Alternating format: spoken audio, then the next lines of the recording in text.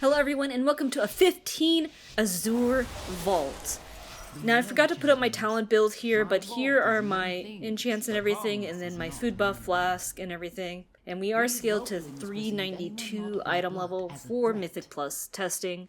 Now, I am in a guild group right now because Azure Vault is like impossible to do on a pug, and since I was in the guild group, we were in Discord and I wasn't able to get the audio recorded properly, so I'm talking over the video now, and I can just commentate. But the hardest part of the Azure Vault is the very beginning, because look, we just have one stack of that Mystic Vapors, and it's just chunking people. Now keep in mind we do have Fortified applied on this keystone. So what makes the front so hard is the Conjured Lashers themselves, because most people will pull 2 packs of Lashers without thinking about their cast, and then they just free cast and it wipes the group. You really need to have stuns, disorients, you gotta lock those Lashers down. So if you're gonna pull a lot of them, you better have a plan, because that Mystic Vapors dot really hurts and it stacks. So 5 Lashers cast it, you get 5 stacks, and everyone's pretty much dead.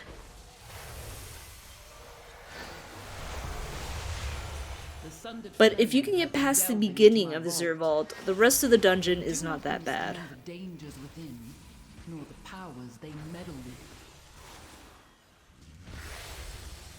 But man, those little pools tick, like I just took 1 tick of it and I'm like dying there. Emerald Communion to save myself. Unfortunately the mage got boxed in there, I think. And if you notice at the beginning I used Sleepwalk, I was just testing to see if it worked on Dragonkin, because Sleepwalk I think is a powerful CC since it does not aggro mobs when you walk next to them, similar to Demon Hunters in prison. So you can use it for skips. You just gotta make sure no one attacks the CC'd mob. So we're pulling the Lashers here so we can DPS them down quickly, and then we're gonna pull the Lashers on the balcony because it's a cool skip you can do. You do not need the tree guy over there for mob count, and it's just way simpler to jump off the balcony here in a second.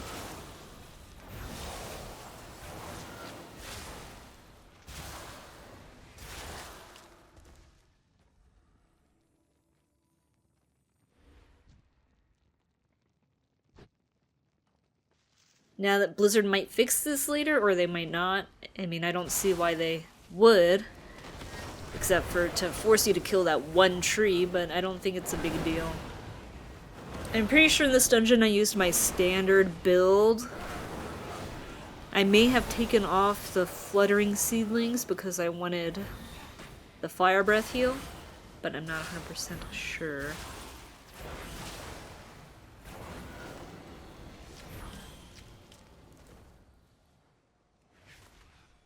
Once, my beloved Malagos gifted me with arcane seeds. I planted them here. Now the treants here, they do a CC. He was channeling the growth. It turns someone into a flower and puts a little circle around them, and if anyone's in that circle when the debuff expires, they will also turn into flowers. Now the awesome thing is you can interrupt it now.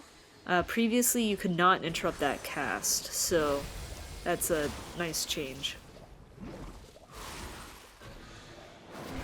Now, what makes the Azure Vault so hard to get past, at least in pugs right now, is the first boss here, because if you do not do the first boss's mechanics correctly, then it will wipe you every single time.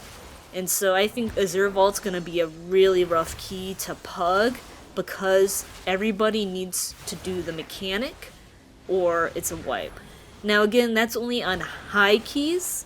You can get away with not doing it properly in lower keys, so we'll see how it turns out. But every time I try to pug the Azure Vault, we just get walled by the first boss because people don't understand how to do the mechanic, even though I tell them. Marked by lightning.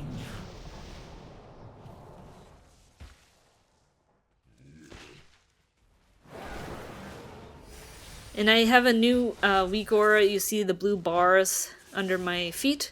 That is my essence. I put that there so I can look at it easier while fighting.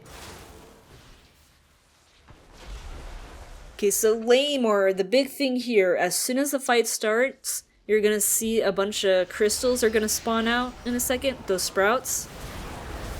Okay, there they are. So those crystals, you have to destroy as many as possible. Ideally, you destroy them all, because the boss does a mechanic where he'll do more damage to everyone based on how many crystals are up. Now, in a 15, you can survive with 2 crystals up, but you pretty much have to get almost all of them, and ideally you do get all of them because it is a lot of damage. Now the frontal he just did does clear. Okay, wait, here's the mechanic here. So you have to put your big circle on a bunch of these things, and see we missed 2, but I'm gonna probably use rewind for this one. Okay, here's Consuming Stomp, and I just rewinded that because we did miss 2.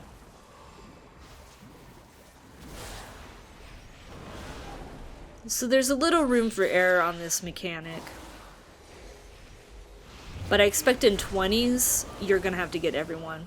Now the tank here is experimenting with the frontal cone, seeing how to clear, because we don't know the exact range of it, but you'll see here, the cone only took out 2 of them, so the cone is very small. Like, it does not go across the entire room like we were thinking it would. So it like only got 2 of them. So tanks will have to get used to positioning that frontal for sure.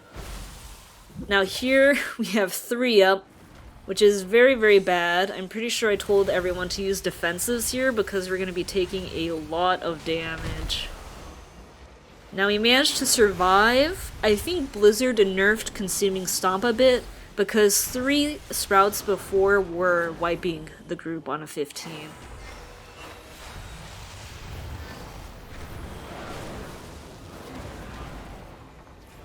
Marked by lightning.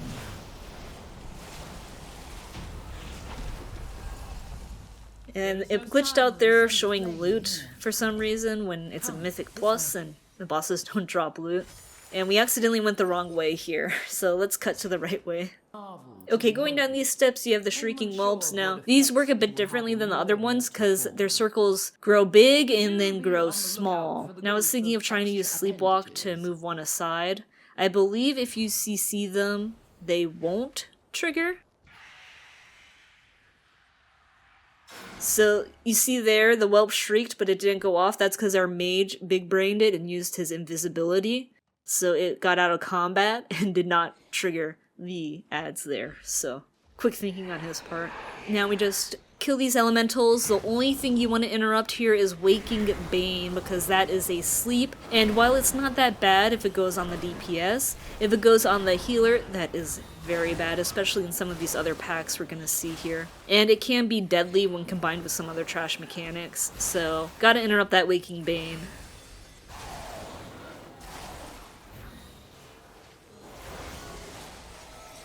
You have discovered one of my books of translocation.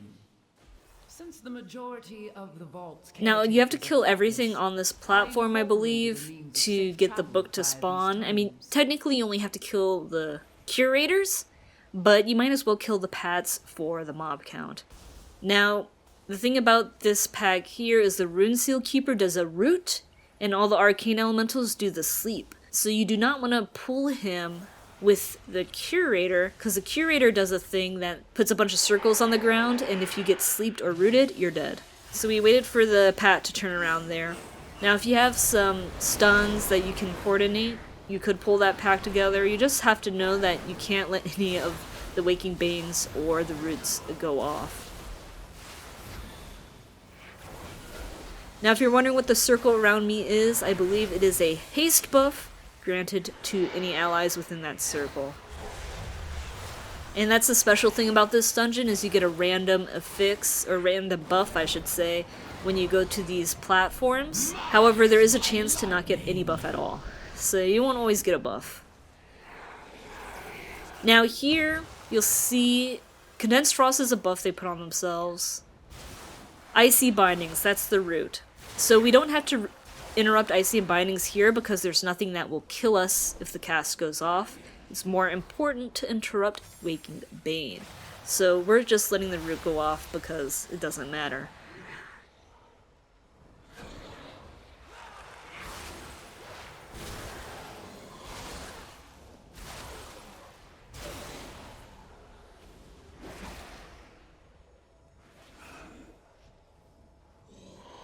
Okay, now here again, you do not want to pull these packs together unless you have some plan for it. The Crystal Furies buff themselves with a 35% increased damage, and if the tank gets hit by 2 frontals, it puts a dot on them, and this dot stacks. So even to the tank, the Crystal Furies can just wreck them with that frontal because of that buff. Now mages can spell steal it and you can purge it. I recently found out that you do have to spec into the spell steal as mage. If you can purge it, you should do it ASAP because that frontal hits hard, especially on those fortified weeks.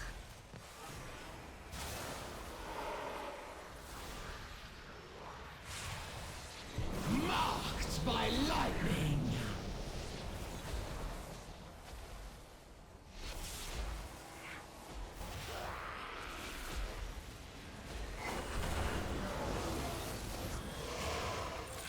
There's probably some situations where you can pull those 2 packs together, but things just get super messy with the Curator and the Crystal Thrasher and the Crystal Fury.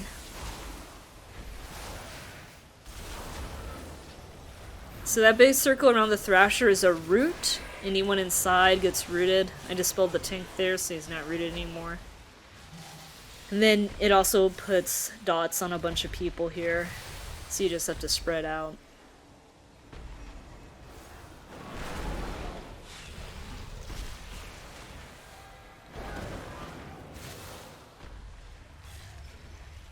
So individually these packs are manageable, but if your tank is carelessly pulling things together, it can get deadly pretty fast.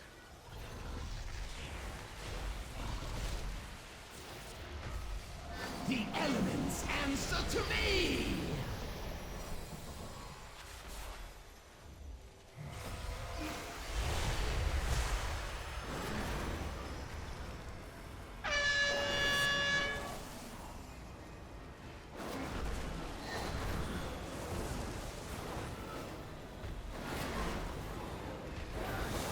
Things die so slow when you're down to DPS.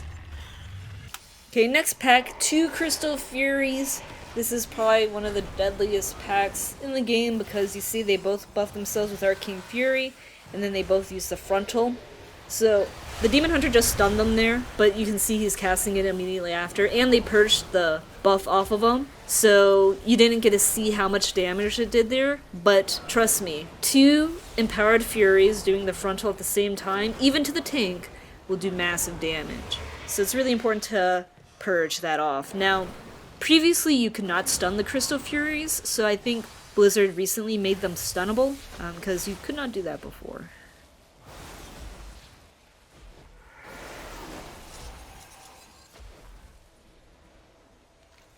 On this next platform, you do not have to kill everything, and I strongly, highly recommend you always go left on this platform, because the right side has a Crystal Fury pack, and the left side doesn't, and you do not have to kill this entire platform. Now, maybe people will kill it later for mob count, but you do not have to kill this entire platform for mob count.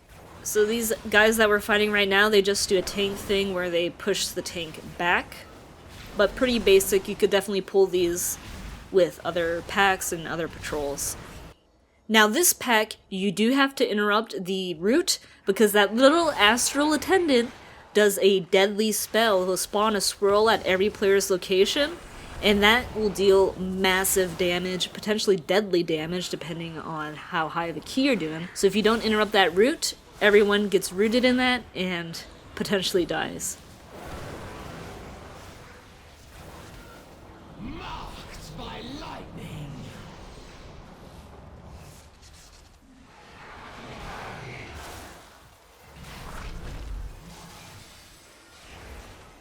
Now I don't know why my frames are dropping in the recording, because when I play the game I don't drop any frames at all. So I have to mess around with my recording settings, I think, and figure out why it is doing that. But this pack is just simple. Interrupt Waking Banes, you know, DPS, easy peasy.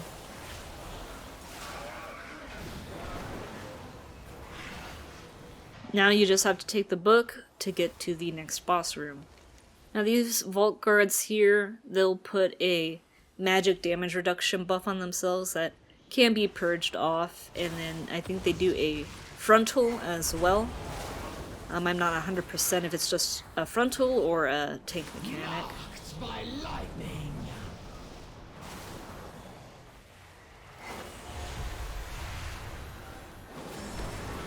But you can definitely pull these vault guards with some other mobs. You just do not want to pull it with the lieutenant, because the lieutenant has a big circle around him. He's patrolling in the back there. That increases the damage of all allies in the circle, and it's bad. So powerful. All for me. Now, got messed up here and things accidentally pulled. I am getting hit by the frontal because I was just trying to heal. And put the anomaly out and also have to avoid the swirls on the ground. And almost dying there. The frontal there follows the tank, by the way, so the tank has to stand still with that. But I didn't know it followed the tank until now. Well, when we did this dungeon, that is. So a lot of damage going out, but managed to clutch it.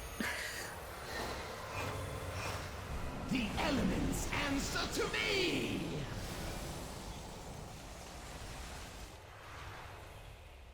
Yeah, this guy is just... he does so much tank damage.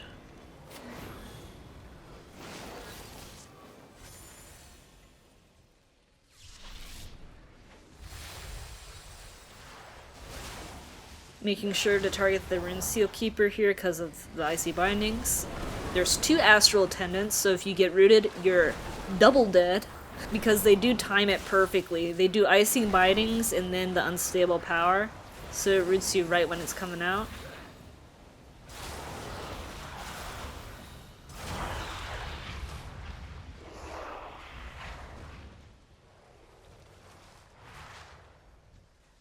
Now you can pull this guy with another pack, you know, he's not that dangerous. And you could clear this entire room from mob count, but not super necessary. I can see in the future though, maybe clearing some packs for mob count so you can just invis to the end. However, I'm not sure how viable that will be because there are some stealth detect mobs in the next hallway. The elements answer to me.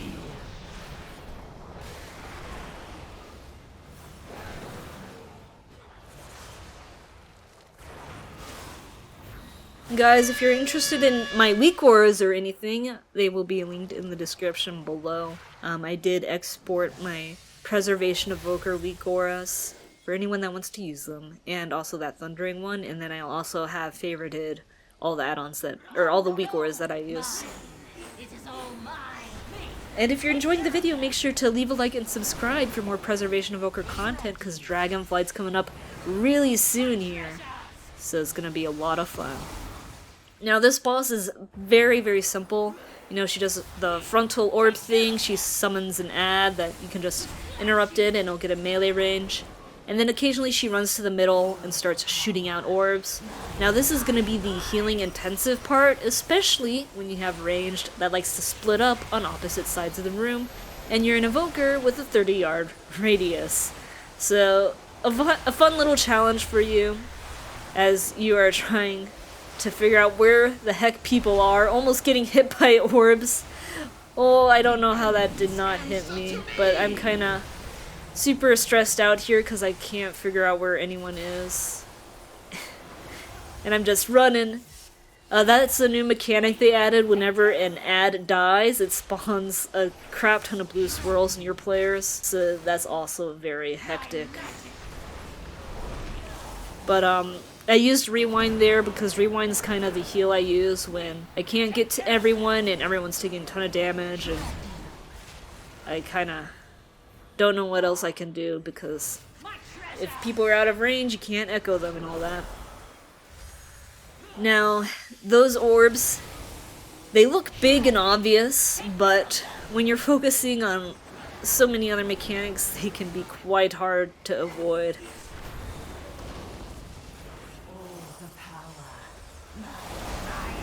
And this is just, I think in the future I need to prep my stasis sooner.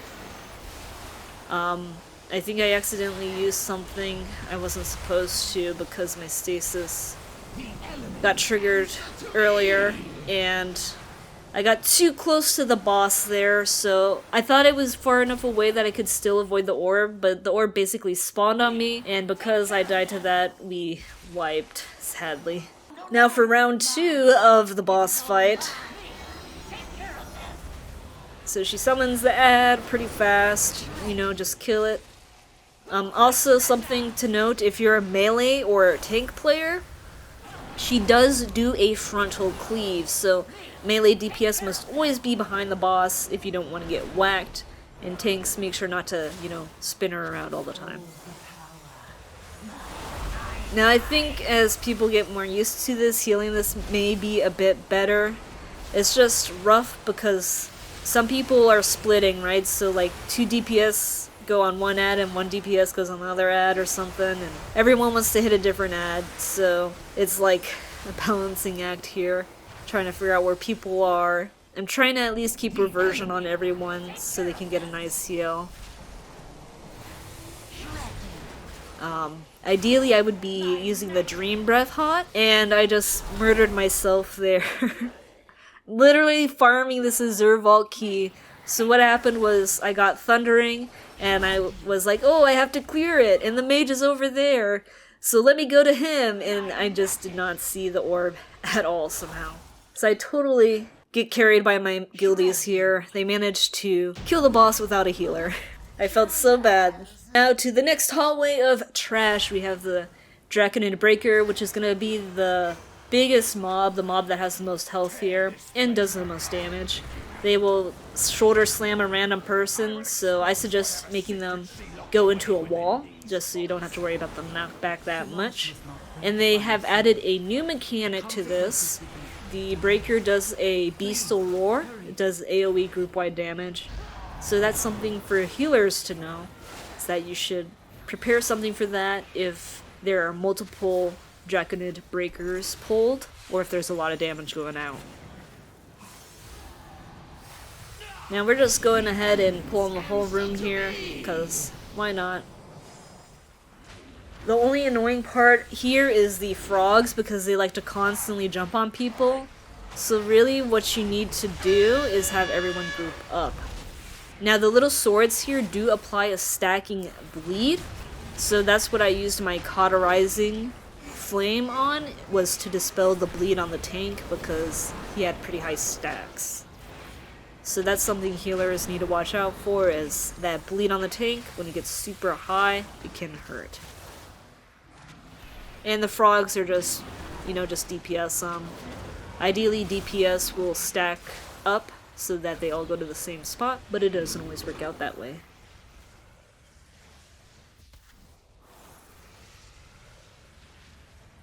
Now down this next hallway, you got some more mobs. There's not a lot of mobs, so you might as well just pull all of them and then get them all grouped up and cleaved down. I can see people even pulling them to the bottom of the stairs and pulling some other stuff with this, just because the only dangerous mob in here is the Breaker, and as long as you're healing people up, I mean, it's not that dangerous.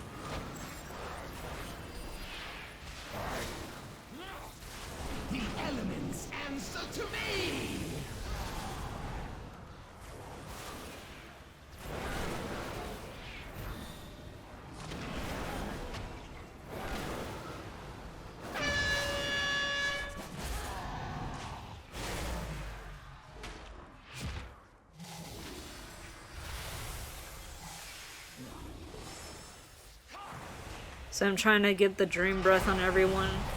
But stairs are so awkward sometimes. I don't know why Blizzard wants us to fight on stairs, because sometimes your spells don't hit people when it looks like they should. But it looks like my Dream Breath hit everyone there, so we're good. Now you can definitely pull everything here. The only thing you have to worry about really are the looters, because if you pull too many, again, they put a stacky bleed on the tank. Now I'm a evoker, so I can cheese the bleed by just dispelling it, but if you're a healer that cannot get rid of bleeds, you'll need something if the tank gets high stacks.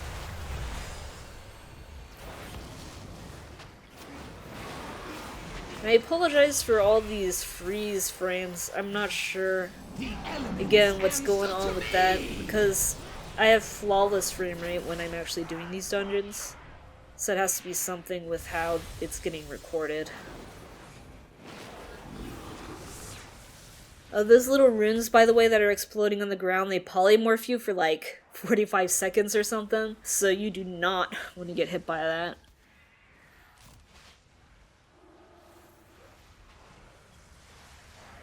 So I think some people just got hit here. I'm not really sure.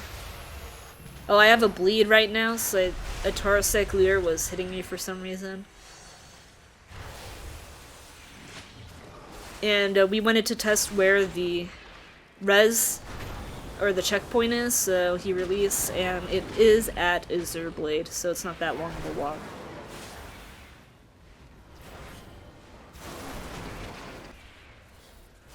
Killing these frogs is so exciting, right guys?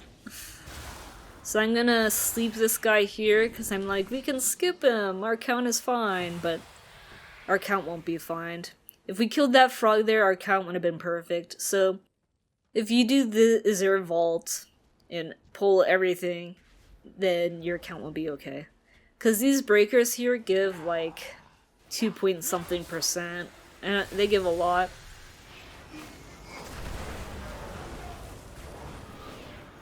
Now this can be a tough pack to heal, because they can do their roars at the same time.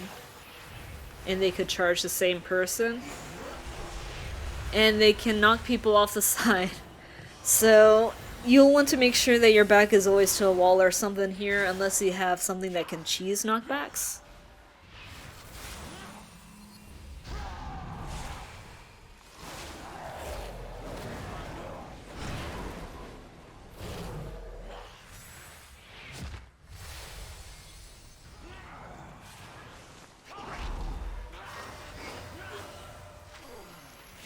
I shouldn't have used obsidian scales there. I just used it because I thought I was going to get targeted again. What is she? Okay, so Telash Greywing. He is a boss that can have a lot of damage output. He puts frost bombs on everyone. You want to position these away from the big runes on the floor, and they do grow over time. It seems like it does do a ton of damage if you're over it, even for a second there. And then he'll do another frost bomb here. And then you have to go in the safe zone on the rune. Everyone has to go to the same room, because after using a rune, it is destroyed. And there's only 3 runes. Now, I should have used rewind there, but I was like, oh, I want to save it for something else. Yeah, prime example, always use your cooldowns. But round 2, at least we wiped it pretty early in the fight, right? So again, frost bombs, you want to place these in a way where they won't be in the way. And I got hit by Icy Devastator, so almost died. I popped my obsidian scales and health pot there to survive. Icy Devastators, as you just saw, does a lot of single target damage. Now I like to use my Zephyr here because it reduces AoE damage, because even though the rune does protect you from damage, you still take quite a lot of damage from that. So using something to help deal with that is good. Now, I feel like we could have optimized the frost bombs a bit better, but again, first time we're doing this fight, not so bad. It's just, even one tick of that ice stuff seems to do a ton of damage. So you see how I waited there to use my reversion? It's because I was waiting for the frost bomb damage to go out so I could take advantage of golden hour and heal people up a little bit more. Now the reason I'm running away is because I want to make sure I'm away from the person that's targeted with Icy Devastator, because that is going to hurt if it gets pulsated on other people.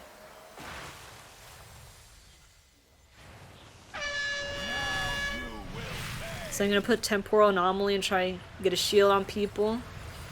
And I'm waiting for the damage to go out. And then bam, Spirit Bloom it back with those echoes.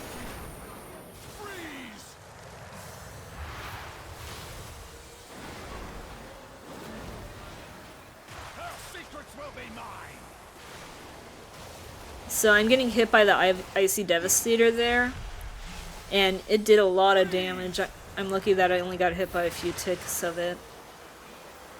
It's gonna be really important to not stand next to people with Icy Devastator. I thought about using Spirit Bloom and then I wanted to save it for something else. Oh, I'm prepping my stasis here, yeah. So I wanted to prep my stasis for the next time he goes in the middle. Marked by lightning. And I got my Dream Breath on everyone, so now I can use my stasis after this goes out. And I also did Temporal Anomaly because the shield's awesome. I just wish it would stay in the group a bit longer. Now, as you saw, I ended up being able to heal people up pretty fast without stasis. And so I decided I'll just wait until the Frost Bombs to use stasis. And that is the boss. Now the final boss is gonna be a real pain here.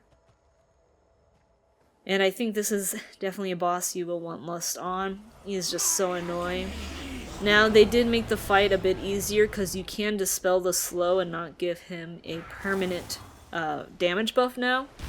And with this boss, you'll definitely want to take him to the side of the room, because if he's in the very middle of the room, people are just so spread out, and it will make things so much harder because the crystals, I feel like if he's closer to the wall, the crystals seem to clump up a bit better. Whereas if he's like not near a wall, they seem to go pretty crazily all over the place.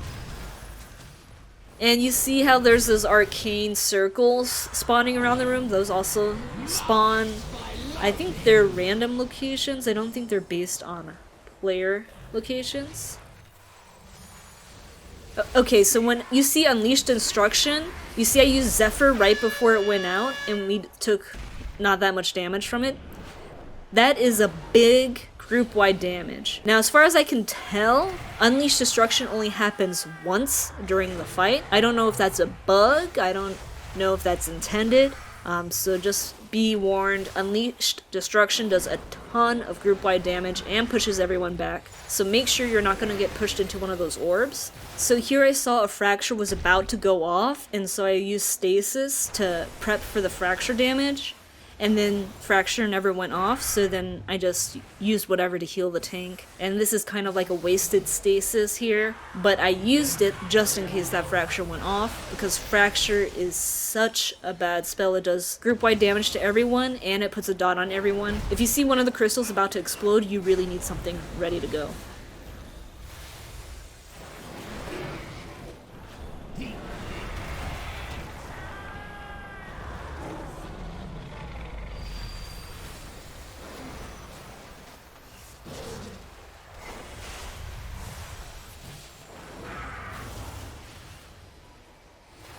And I think the tank got clipped by one of the arcane orbs, and then getting hit by the tank mechanic, the Dragon Strike, just killed him.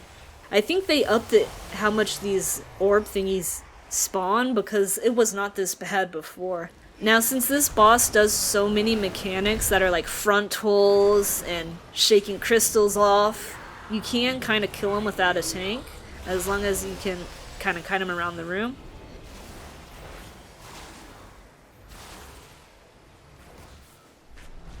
Now I got stuck there in the orb because I was too slow.